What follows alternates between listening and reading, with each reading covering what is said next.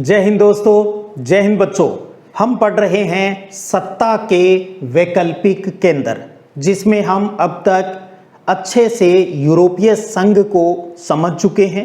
उसके बाद हम आसियान और सार्क देशों के गठन की जानकारी प्राप्त कर चुके हैं।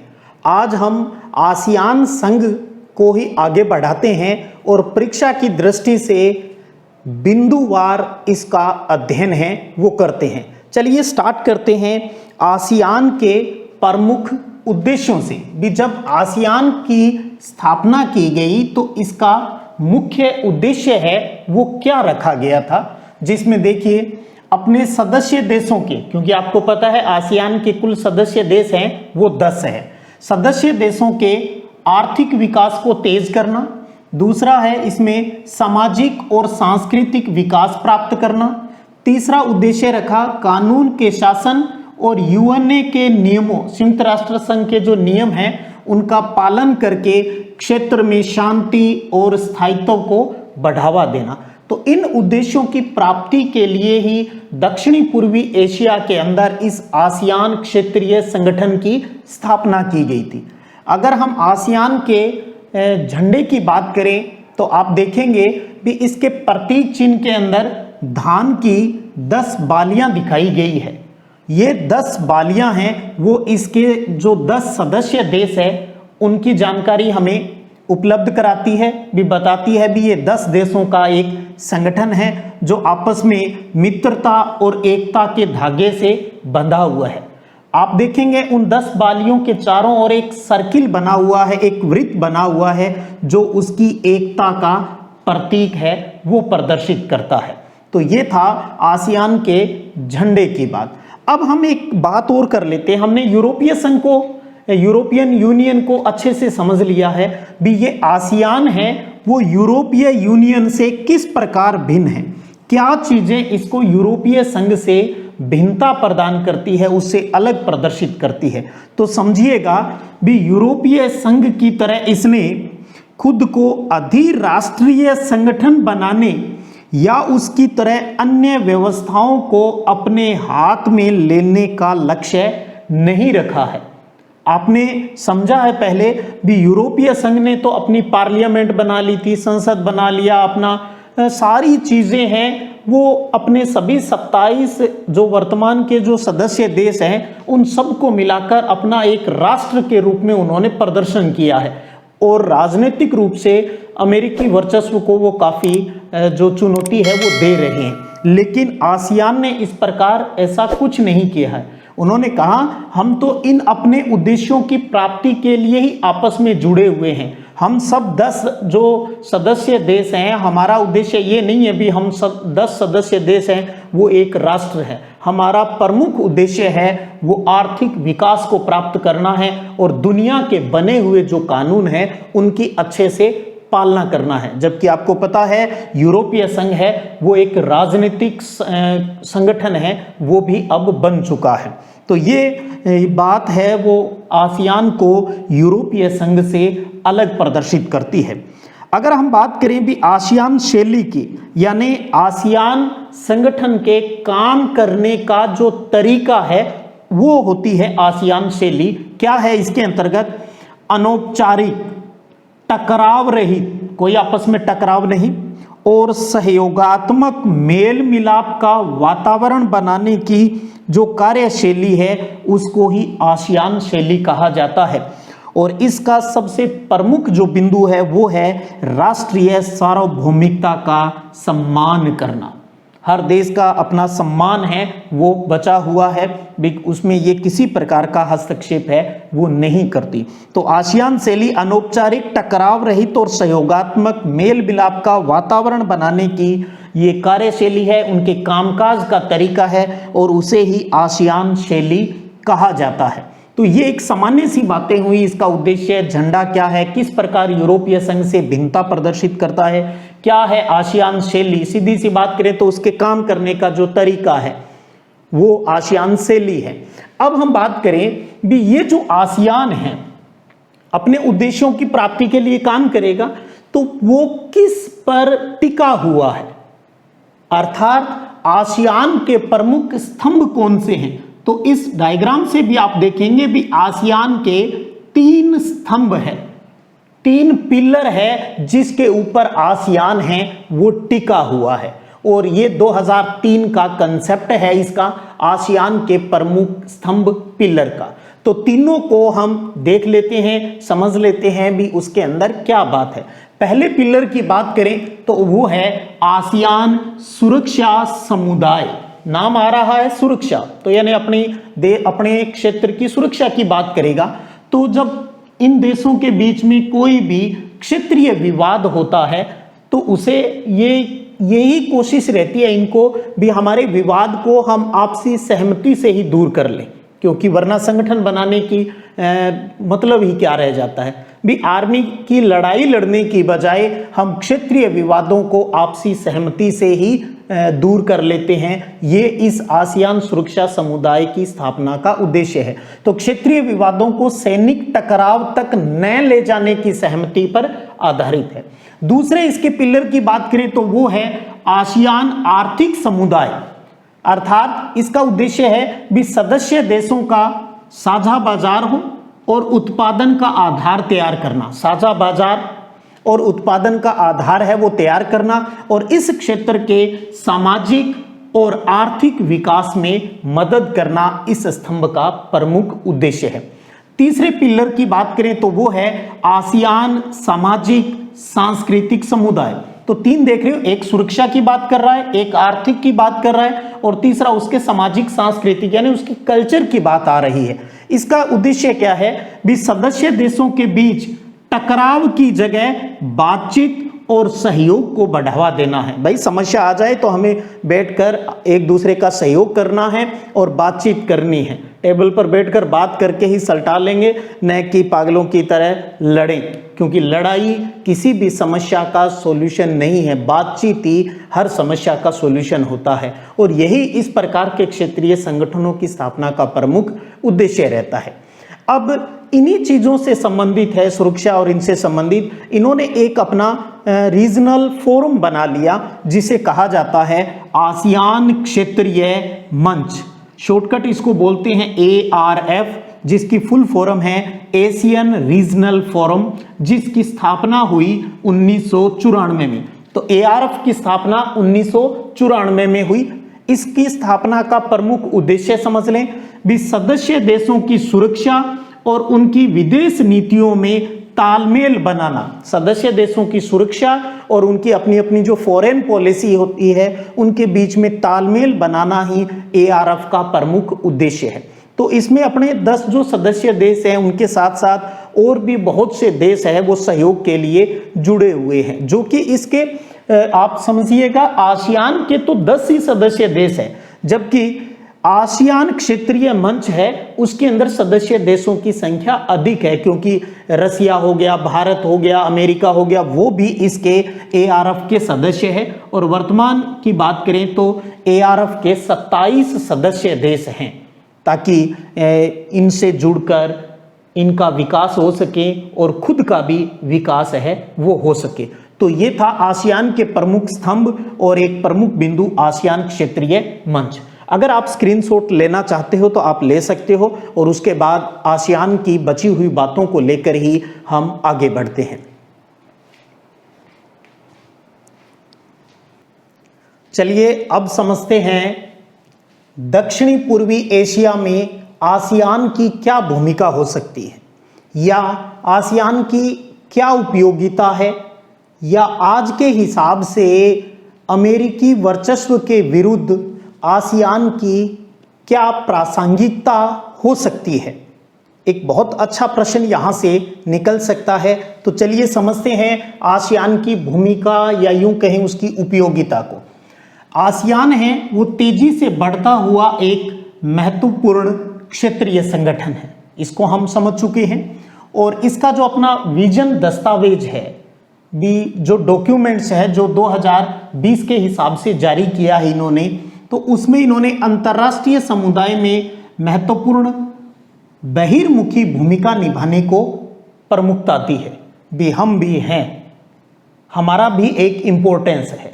अब हम उन कुछ तथ्यों को लेकर बात कर रहे हैं जो इसकी उपयोगिता को, इसकी प्रासंगिकता को उजागर करते हैं। सबसे पहले समझते हैं भी जो आसियान है वो संघर्ष के स्थान पर बातचीत के माध्यम को बढ़ावा देता है और इसी वजह से उसने चाहे कंबोडिया है, पूर्वी तिमोर की जो समस्याएं हैं उनको दूर किया है और पूर्वी एशियाई सहयोग की दिशा में बातचीत के लिए 1999 से ये हर साल वार्षिक बैठक का आयोजन भी करता है। 1999 से हर साल वार्षिक बैठक इनकी आयोजित होती है। दूसरे बिंदु को समझे तो जो आसियान है उसकी मौजूदा जो आर्थिक शक्ति है वो खास तौर से भारत और चीन जैसे जो तेजी से विकसित होने वाले एशियाई देश है उनके साथ व्यापार और निवेश के मामले में दिखती है। भी इनके साथ गहरे व्यापारिक संबंध स्थापित करने पर ये जोर दे रहा है और इसी के साथ निवेश, श्रम और सेवाओं के मामले में ये मुक्त व्यापार क्षेत्र बनाने पर भी ध्यान दे रहा है। अमेरिका और चीन ने भी इसके मुक्त व्यापार जो क्षेत्र है उसमें काफ़ी रुचि दिखाई है और इसकी जो वास्तविक ताकत की अगर बात करें तो वो अपने सदस्य देशों या सहयोगी देशों और बाकी गैर क्षेत्रीय संगठनों के बीच निरंतर संवाद और परामर्श करने की नीति से है। अपने सदस्यों के साथ तो हर कोई बात करता है, ये इनका सहयोग सहभागिता करने वाले जो देश हैं या दूसरे क्षेत्रीय संगठन हैं उनके बीच भी लगातार संवाद करता है, यानी बातचीत करता है, सलाह है उसके ऊपर काम करता है। ये इसकी बड़ी खासियत है, यानी सबका साथ सबका विकास वाली बात है, सबको साथ लेकर बढ़ने की नीति की पालना कर रहा है। और ये जो आसियान है ये एशिया का एकमात्र ऐसा संगठन है जो एशियाई देश जितने भी हैं और विश्व शक्तियां जो महाशक्तियां हैं दुनिया के अंदर उनको राजनीतिक और सुरक्षा मामलों पर चर्चा के लिए अपना मंच उपलब्ध करवाता है। आइए हमारे मंच के ऊपर और करते हैं हम विश्व शांति के लिए प्रयास, भाईचारे के लिए प्रयास। तो एशियाई देशों और विश्व के शक्तिशाली देशों को राजनीतिक और सुरक्षा मामलों के ऊपर चर्चा करने के लिए इनविटेशन देता है, अपना मंच है वो उपलब्ध करवाता है। ये छोटी बात नहीं है, ये आसियान की एक बहुत बड़ी बात है और ये ऐसा करने वाला एशिया का एकमात्र संगठन है। अब हम इसी उपयोगिता के अंतर्गत हम हमारे देश के हिसाब से भी बात कर लेते हैं भी भारत के अंदर आसियान की क्या उपयोगिता हो सकती है। भारत की अगर हम बात करें तो जब से आसियान की स्थापना हुई है, स्टार्टिंग में भारत ने कोई आसियान देशों के जो आसियान देश हैं उनके ऊपर कोई ज़्यादा विशेष काम नहीं किया, उनके साथ कोई ज़्यादा जो संबंध है वो अच्छे स्थापित नहीं किए। ठीक है, वो अपना कर रहे हैं, हम अपना कर रहे हैं, लेकिन धीरे धीरे भारत को भी समझ में आया भी हमें हमारे जो ये पड़ोसी दक्षिणी पूर्वी एशिया के जो देश हैं उनके साथ अच्छे संबंध स्थापित करने चाहिए। इसी कड़ी में अगर हम बात करें वर्ष 1991 की, बहुत अच्छा पॉइंट हो सकता है ये, 1991 से इस आसियान के लिए या यूं कहें इस इलाके के लिए इन्होंने लुक ईस्ट अपनी पॉलिसी को अपनाया भी, यानी पूर्व की ओर देखो, क्योंकि आसियान के जो देश हैं वो भारत के पूर्वी साइड में है, तो लुक ईस्ट नीति अपनाई। कब? 1991 से। तो भारत ने 1991 से एशिया के अंदर लुक ईस्ट की नीति अपनाई, लेकिन जब 2014 में प्रधानमंत्री नरेंद्र मोदी जी बने तो उन्होंने इस लुक ईस्ट के स्थान पर इसे चेंज किया। भैया खाली देखना नहीं है, हमें काम भी करना है, और नीति अपनाई एक्ट ईस्ट नीति।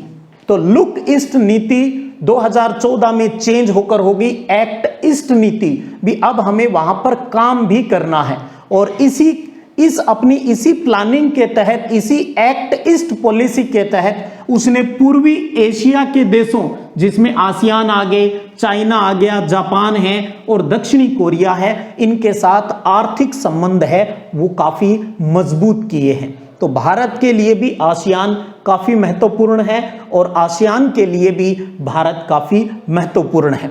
और भारत ने आसियान के 2 जो सदस्य देश हैं 10 में से, जिसमें हम बात करें सिंगापुर और थाईलैंड की, इनके साथ मुक्त व्यापार समझौता, फ्री ट्रेड एग्रीमेंट है, वो भी कर लिया है। तो ये भी एक अच्छा पॉइंट है छोटे प्रश्नों में। भारत ने आसियान के 2 सदस्य देशों सिंगापुर और थाईलैंड के साथ मुक्त व्यापार समझौता यानी फ्री ट्रेड एग्रीमेंट है वो किया है। और 2010 से भारत ने आसियान के साथ मुक्त व्यापार क्षेत्र व्यवस्था है वो लागू कर दी है। तो 2010 में भारत आसियान मुक्त व्यापार क्षेत्र व्यवस्था है वो भी लागू हो गई है। भी आइए व्यापार कीजिए यहां पर। और एक बहुत महत्वपूर्ण कड़ी जो हाल ही की है, 25 जनवरी 2018 को भारत के अंदर नई दिल्ली में भारत और आसियान साझेदारी की रजत जयंती के ऊपर, उनके संबंधों के 25 वर्ष पूरे होने के ऊपर डाक टिकट है वो जारी की गई।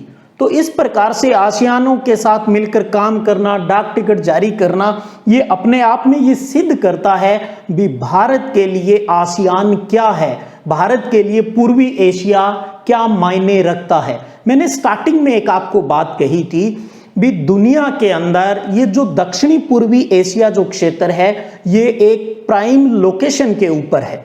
तो चाइना भी यहाँ अपना आधिपत्य लगाने की कोशिश करता है, भारत भी चाहता है यहाँ अच्छे संबंध स्थापित हो, रसिया भी चाहता है, अमेरिका भी चाहता है। जो महाशक्तियां हैं या जो बनने के लिए सक्षम है वो सभी दक्षिणी पूर्वी एशिया के साथ अच्छे संबंध स्थापित करना चाहता है। यही वो इलाका है जो प्रशांत महासागर और हिंद महासागर को जोड़ता है और इसके नीचे पास में ही ऑस्ट्रेलिया यानी ओसेनिया महाद्वीप भी स्थित है। तो बहुत ही प्राइम लोकेशन के ऊपर है।